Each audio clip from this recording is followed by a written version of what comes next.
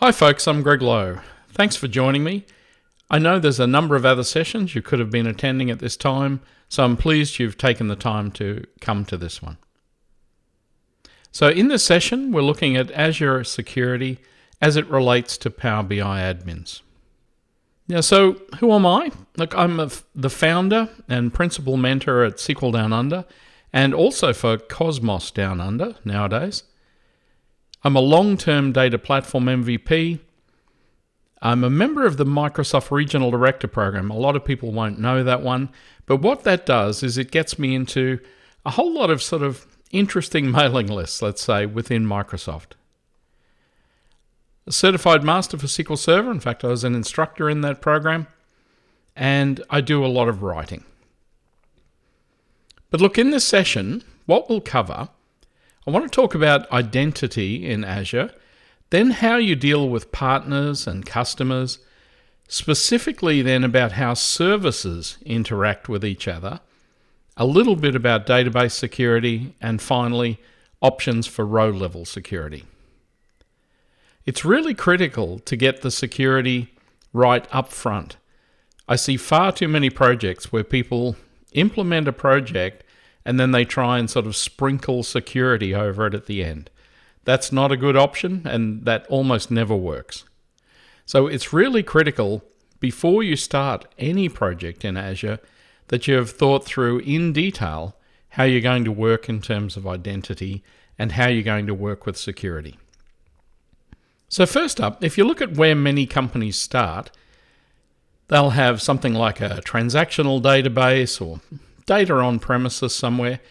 They'll have an Active Directory, which is their domain controller, and all of that will live within the organization. A common thing that they then do is they might then say, look, well, let's add, at the time, Office 365, or now Microsoft 365, and or they might decide to put Power BI in place. But either way, all of a sudden they need to have an Azure identity as well. And so they'll end up with Azure Active Directory, which is where that identity lives. It will do the authentication for anyone who needs to get to the Power BI service or, as I said, to Microsoft 365. Keep in mind that same identity could be used for other software as a service apps as well.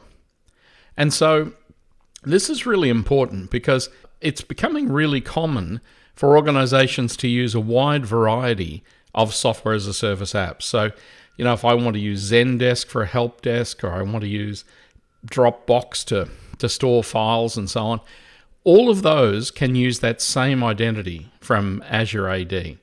And that single sign-on capability is very, very powerful. Instead, what you get to do is you just use a single one across a wide variety of services. That's a far more secure starting point.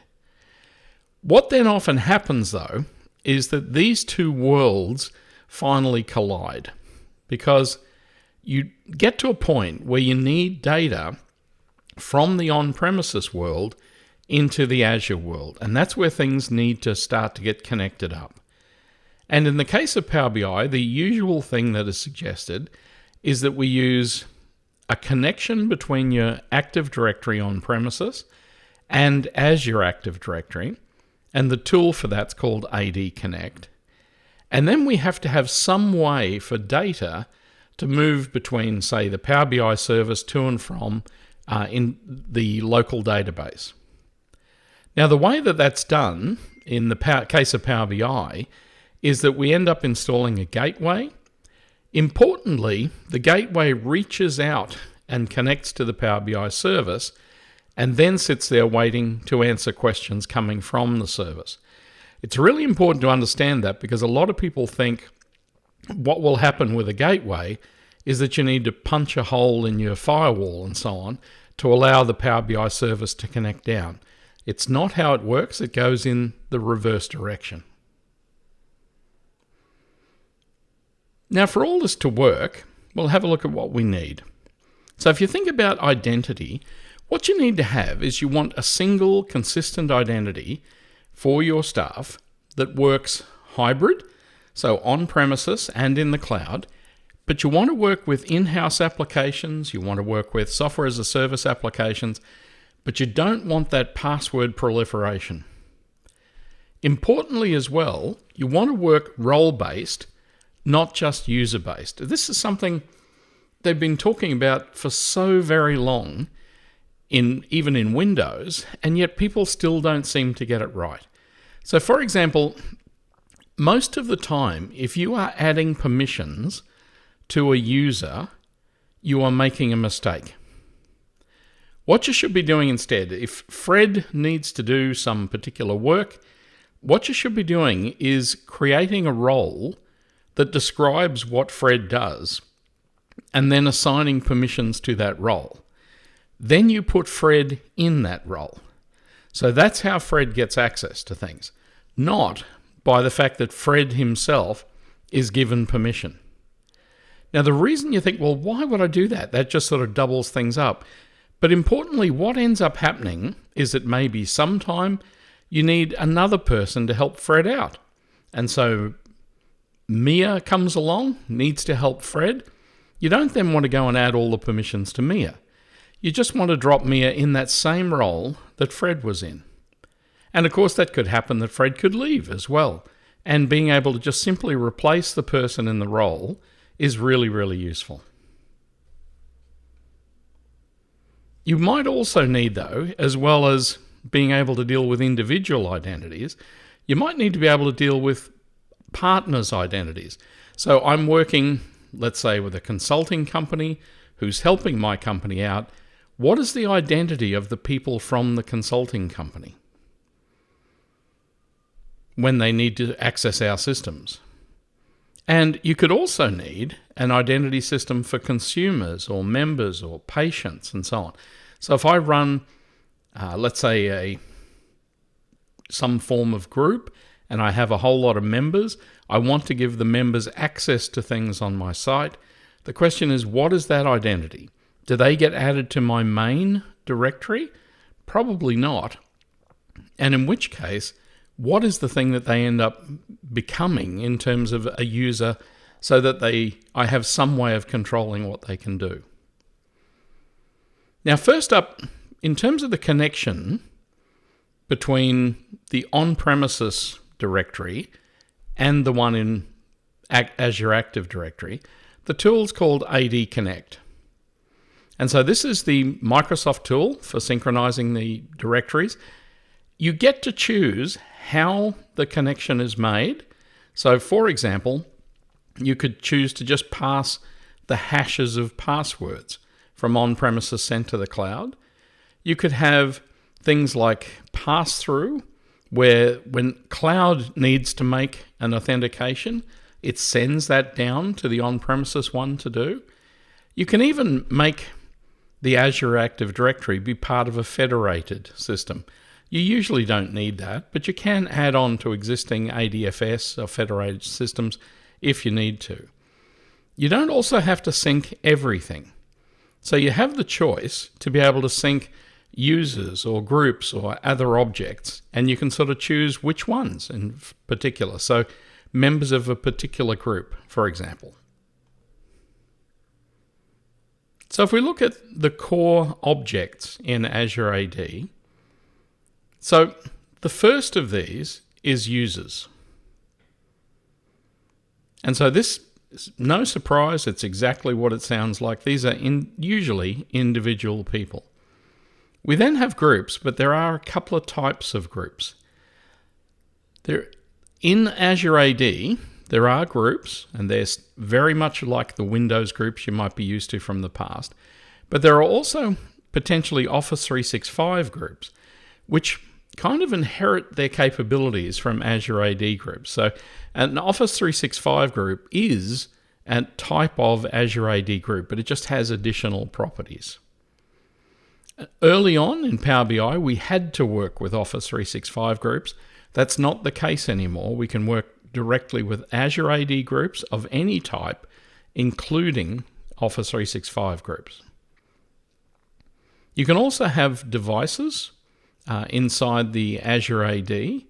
That's less of an issue when we're concerned here with Power BI, but sometimes that might be an issue. And there are other types of objects that can be in there as well.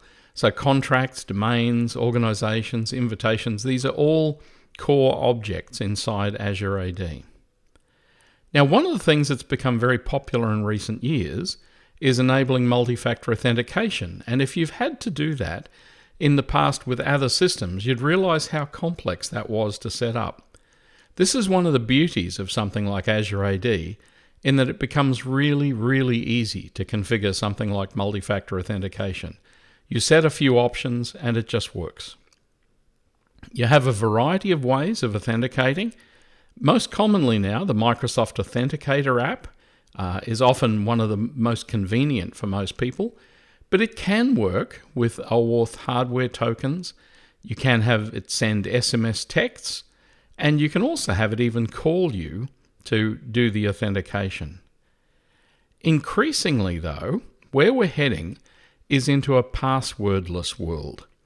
And Authenticator, Windows Hello, and FIDO security keys and so on, these are all very much heading us down the path where we're avoiding using passwords, because many people consider that passwords are a pretty broken concept in the first place.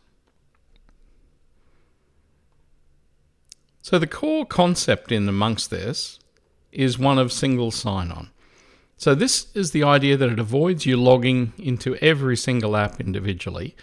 You have the same credential used for other apps.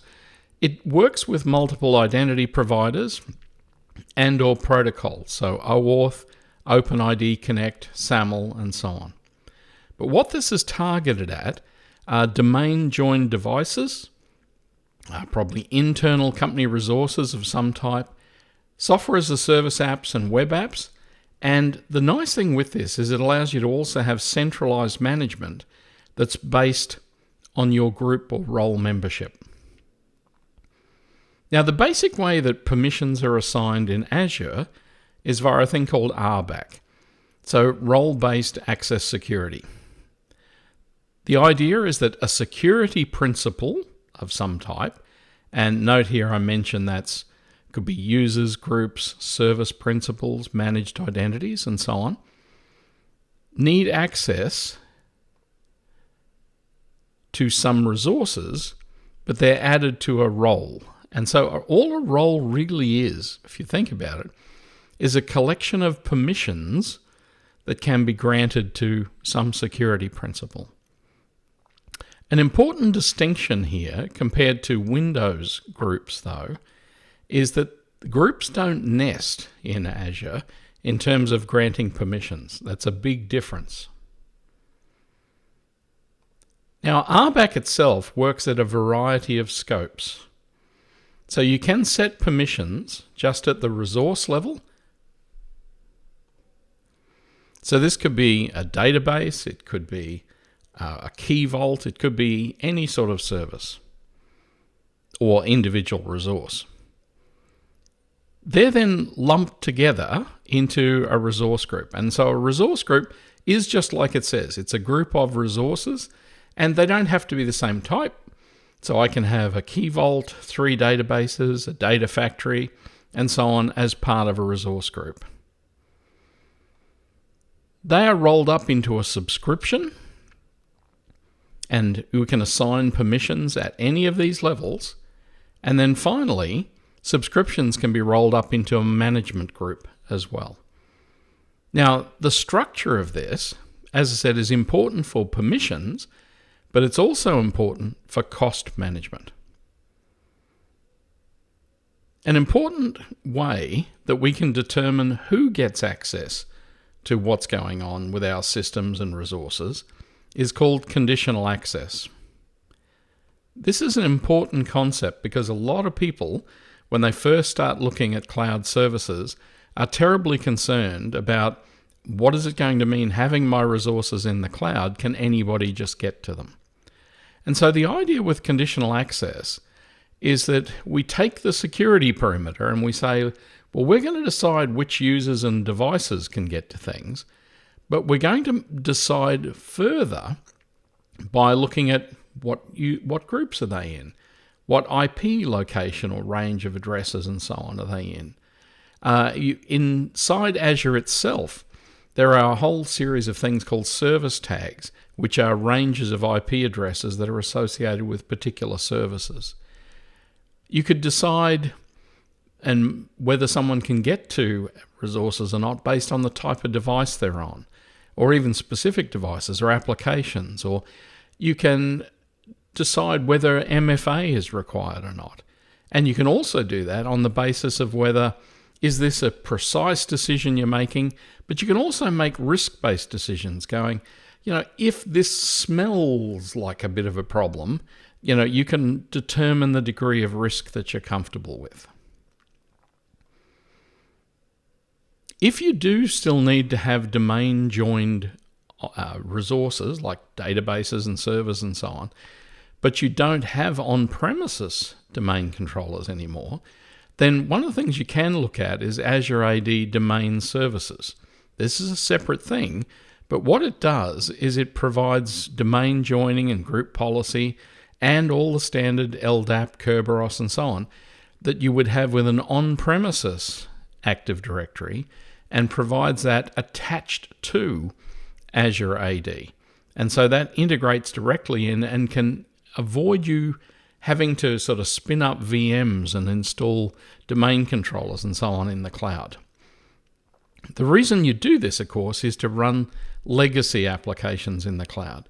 So if you have apps that can't use modern authentication protocols, you don't have to do lookups back to on-premises domain controllers. That would be slow, but you can domain join a Windows Server VM.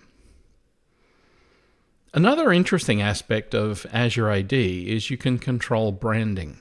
So the idea is that you can get a consistent look and feel to your sign-in pages and so on, and this can be language specific.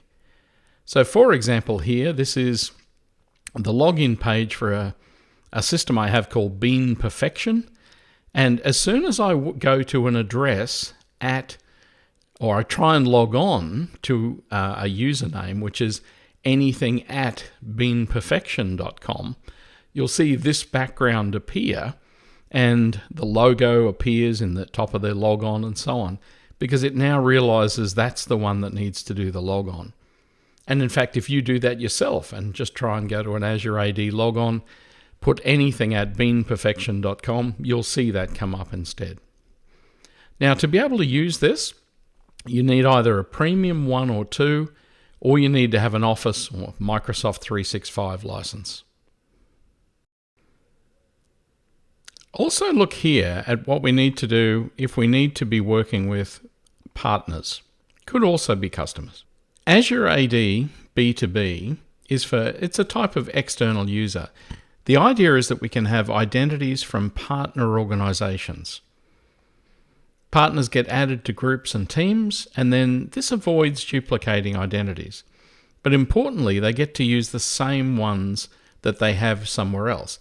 So for example, if I do work for superannuation company A, commonly today, they'll give me an email address that's like greg.lowe@superannuationcompanya.com.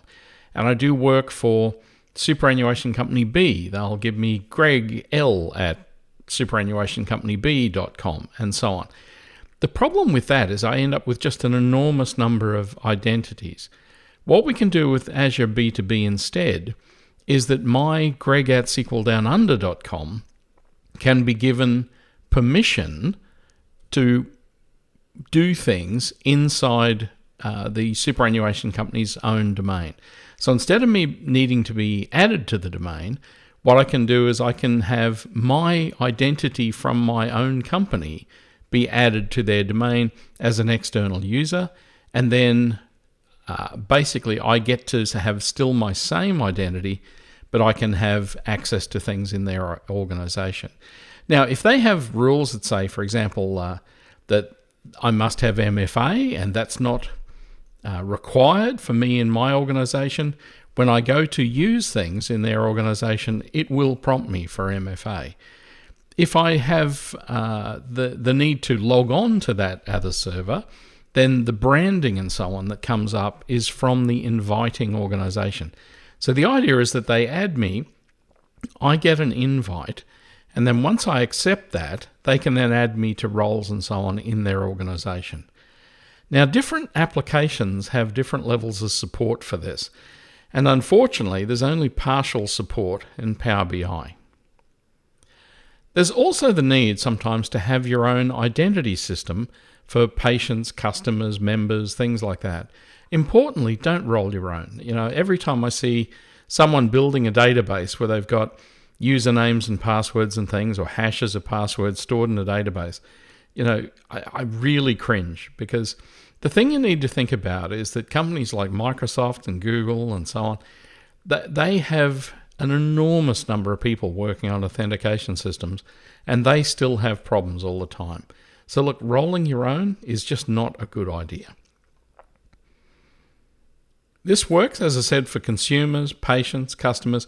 It's kind of wherever you need to have a list of people that you need to give access, let's say, to an application that works within your organization, and you want them to be able to use it. You can add any email address or username. It's not fussy about that. You can decide which ones are allowed, and you can decide which of the standard social identity providers you can allow them to use, or it can just be standard email addresses. The only thing with B2C is that you need to do a whole lot of work yourself, obviously, to be able to use these other addresses. Now, in the case of Power BI Embedded now has some support for this directly. There's also a need for services to talk to each other. Now, one of the most common mistakes that people make is they hard code, or they embed, or even have lookups and so on for usernames and passwords to let services talk to each other. So for example, if I'm using Azure Data Factory and I want to use it to move data in or out of a SQL Server database, let's say an Azure SQL database, the approach I see a lot of people take is they start by creating a SQL login, because they figure this is not in a domain. And so they have a SQL login and password, and then they use Data Factory, to make the connection using that username and password. And then the question is, well, okay, so where does that get stored? Now, if they've done this reasonably well, of course, they might then have a key vault in place, and they might have stored those credentials in the key vault, have the Data Factory retrieve that, and then provide that to the database. But instead of doing that, what you should be doing instead is getting the services identity to connect across to the database, and that's what's given permission instead. Now, there's several ways you can do this with services. So the first of these is called a service principal. And so the idea is that to get access to resources, whatever it is that's making the connection has to be represented by a security principal of some type. Now, there are three types of AD service principal. Applications are the most common. Managed identities have been around for a little while now and incredibly useful. And of course, there are still legacy service principals as well. Now, when you have access by an application service principal, three things are required: the tenant ID, the application ID, and a client secret. So if I build an application today that needs to talk, let's say, to a database, and I want it to be able to authenticate to the database and via an Azure user identity, then the question is, who is that, right? So if I want just the application itself to be authenticated, then the idea is I set up in Azure AD, I create a thing called an application. That gives it an application ID. It lives within a tenant, so that gives it a tenant ID. And the final thing it needs to know is a client secret. So this is something that you create. It can have an expiry, you can have multiple secrets. But the idea is that when the application connects, it says, I'm in this tenant, this is my application ID, and here's the secret. And then that logs on the application and it then has an identity it can work with. But as I said, if you're talking most of the time between services, I'd really rather not do this because, again, even the longest expiry can expire and so on. But many things in Power BI today, including in the REST interface and so on, or the XMLA endpoints, a lot of these things today still now just work with service principals, but they don't work with a better option, which is called a managed service identity. And so this is a really, really common thing now. And so the idea is that, as I said, if I have a data factory needs to talk to a database, then what I want is the identity of that data factory to be used and given permissions to do things. And so this could be to analysis services or to a key vault or something like that. Now, some services expose these, but some services don't. The advantage of them is that the identity is managed by Azure itself. So you don't have to end up managing usernames and passwords. And of course, this is far superior to using account keys and so on. Now, there are also, just to be aware, there are two types of managed service identities. The number one is this service itself has what's called, we normally just call it a managed identity or a system managed identity. Now, some services, as I said, have these, some don't. So ADF, Data Factory does, Azure AS does not, Power BI does not. We keep pestering the Power BI people to get this added. Now, so Azure AD and Data Factory expose a managed service identity. So what I can do is I can just have that identity get assigned an RBAC role. Then you can assign that inside the database. Typically, this is needed for Key Vault and so on, and again, the same thing can be applied. I did say there are two types, though. So there are user-assigned and system-assigned managed service identities. The system one is the actual identity of the service, so that's automatically assigned, and sometimes you can just reference that via the service name.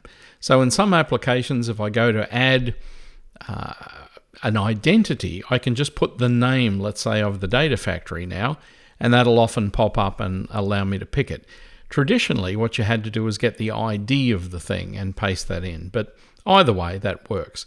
Now, the only thing with that is imagine I had the identity of, let's say, a web server, and then I want to add a second web server that uses the same sort of identity. To get around that sort of thing, you can also have user-assigned identities. And so the idea here is this is an additional identity that's created independently and then assigned to the service. So I could create a user-assigned identity, and then what I can do is assign that to multiple web servers. And so then all of those web servers, even though they have their own individual identities, can then all act as though they have the same identity. This has become incredibly useful.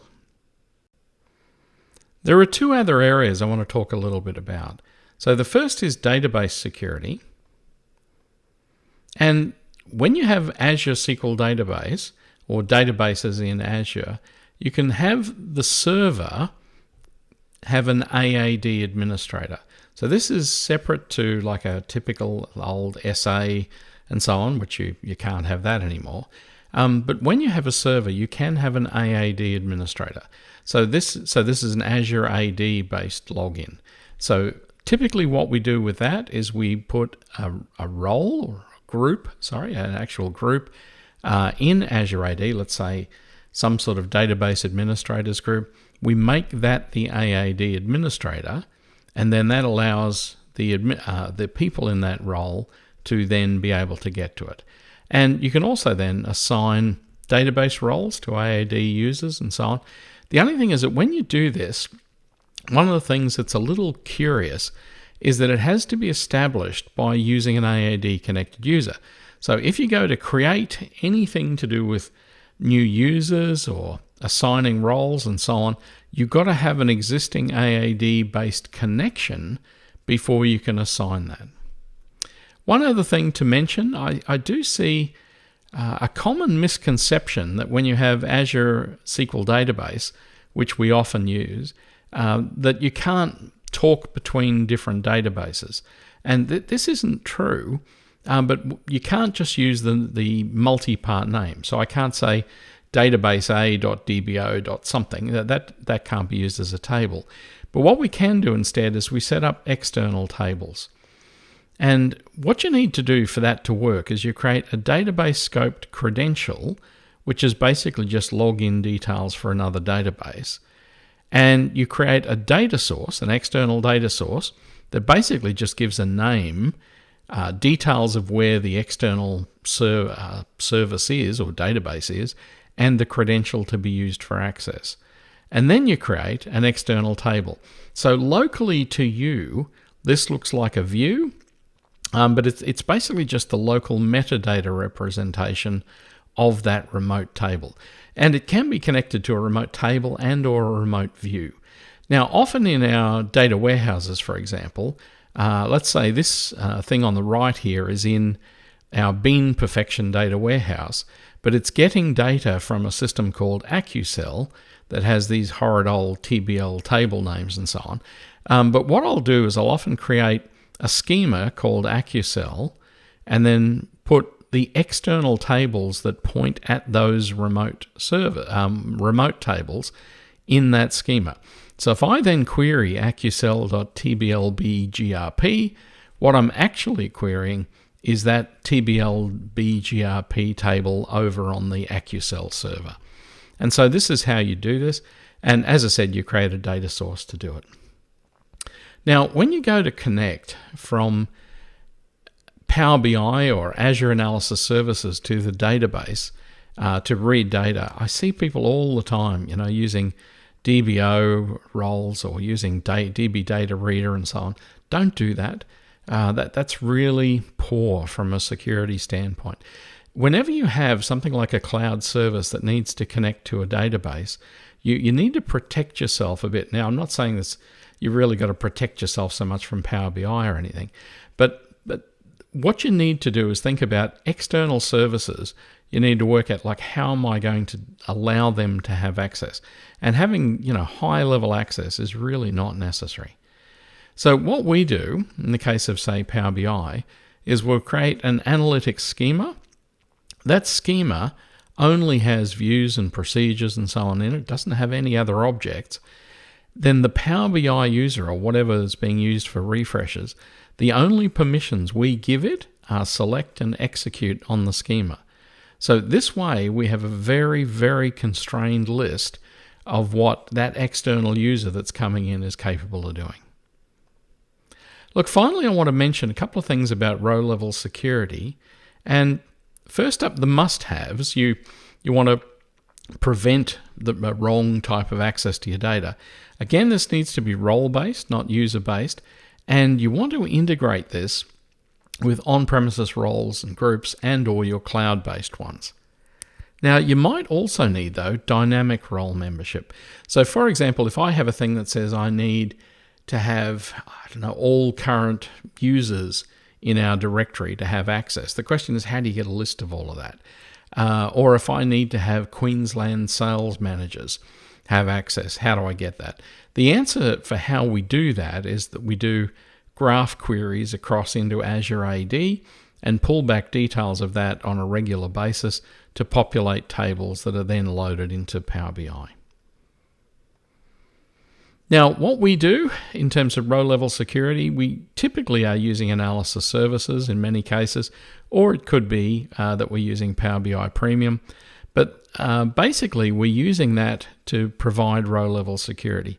An important thing about this, Power BI does have its own concept there, but often we're using queries back to analysis services anyway. But either way, it's really important to think about how you've designed your data model inside Power BI, or, as I said, a tabular model in analysis services, so that you get a good flow of filtering and or security, but it's really important to just think long and hard about how you've designed the model, because I see so many models where people have let's say, lots and lots of many-to-many relationships, and they have, in addition to that, they have bidirectional filtering all over the place and so on. The more you use those types of things, the more difficult it is to get a good outcome for that. What we can do with Azure Analysis Services when we're using that, we can also have AAD-based permissions, group-based permissions, and we can have on-premises ones too from AD groups. Now, if it's dynamic, as we query Active Directory directly, or we query Azure Active Directory via the graph interface. And so look, anyway, just in summary, the appropriate security design is really important. The main thing is make sure you're aware of what Azure offers. Don't go reinventing the wheel or using third-party offerings unless you need to. And as I said at the beginning, don't try and sprinkle security over the model at the end. That's never a solution. Look, thanks for attending. If you want to get in touch with me, so I've got details of contact there, place where we've got free stuff and our training and my blog. So thanks again for your time. I know you could have been doing other things instead.